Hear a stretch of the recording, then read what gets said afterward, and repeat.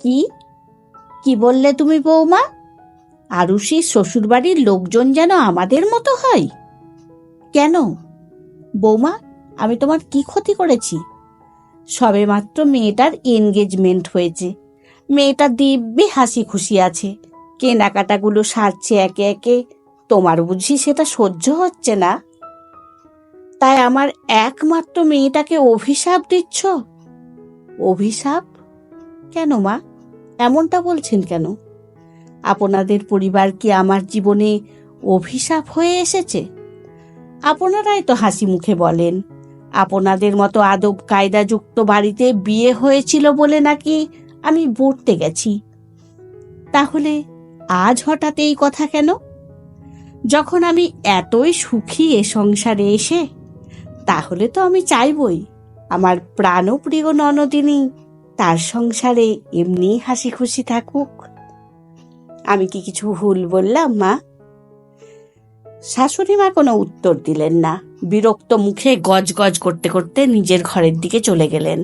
মনে হলো যেন বললেন, আমার কপালে যত সব জোটে। দুপুরে দোকানের ক্যাশ মিলিয়ে শ্বশুরমশাই খেতে আসেন, সঙ্গে আমার স্বামী। ওদের অনেক দিনের পারিবারিক কাপড়ের ব্যবসা, দুখানা মস্ত দোকান, দেদার বিক্রি। বিয়ের পর রিসেন্টলি আমার বাবার টাকায় একটা দোকান রেনোভেট হয়েছে, দোতলায় এসি বসেছে, দেওয়াল জোড়া আয়না আর ছবিতে সেজে উঠেছে দোকান। আজকাল শাড়ির সঙ্গে সেই দোকানে ছেলে মেয়েদের ডিজাইনার পোশাক আশাক থাকছে। নিচতলাটা ইউনিসেক্স, উপরটা অবশ্য লেহেঙ্গা আর শাড়ি।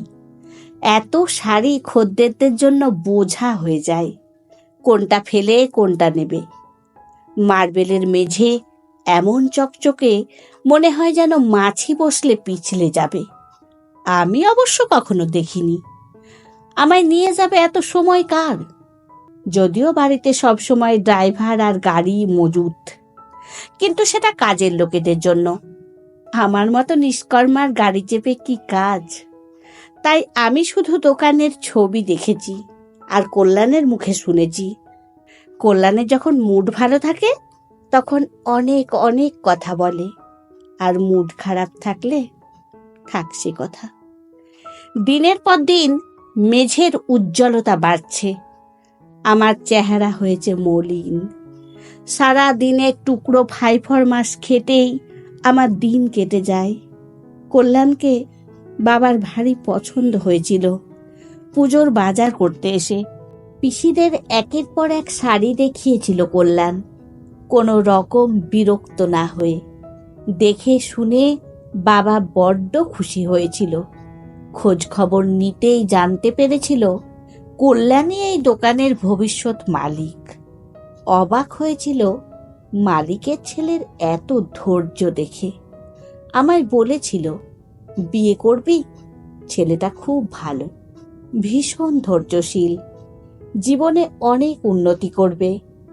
বাবার কথার অবাধ্য কোনো দিনই হয়নি, সেদিনও নয়। কল্যাণের সঙ্গে ধুমধাম করে 4 হাত এক হয়ে গেল।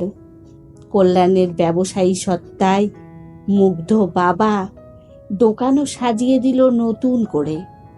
আজও বাবা জামাইয়ের নামে গর্বিত হয়, সবার কাছে গুণগান করে। কল্যাণ আমার বাপের বাড়িতে নিজের তেমন ইমেজই বজায় রেখেছে। আমিও লজ্জায় কাউকে কিছু বলতে পারিনি। কি বা বলবো?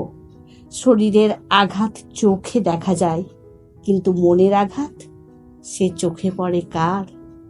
কল্যাণ অতীব ধৈর্যশীল, তাই ওর বাবা মায়ের ছোড়া শব্দের কষাঘাত কখনো ওর কানে আঘাত হানে না।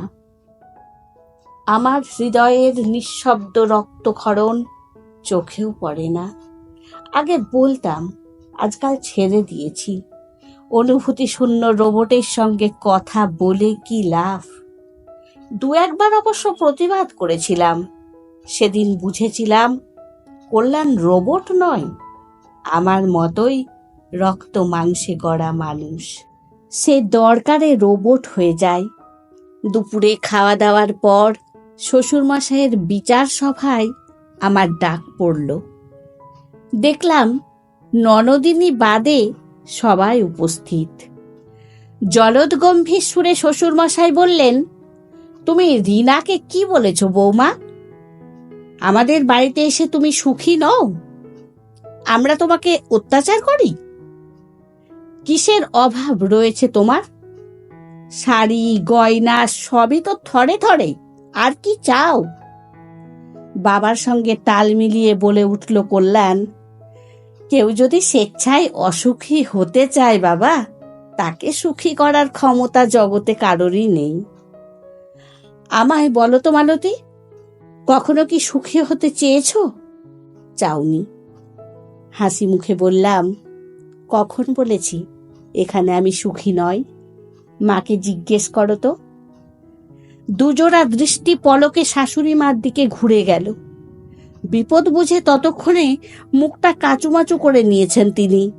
ঠিক বুঝে উঠতে পারছেন না তুন থেকে বেরোনো তীর আজ তাকেই আঘাত করবে কিনা। একটু থামলাম।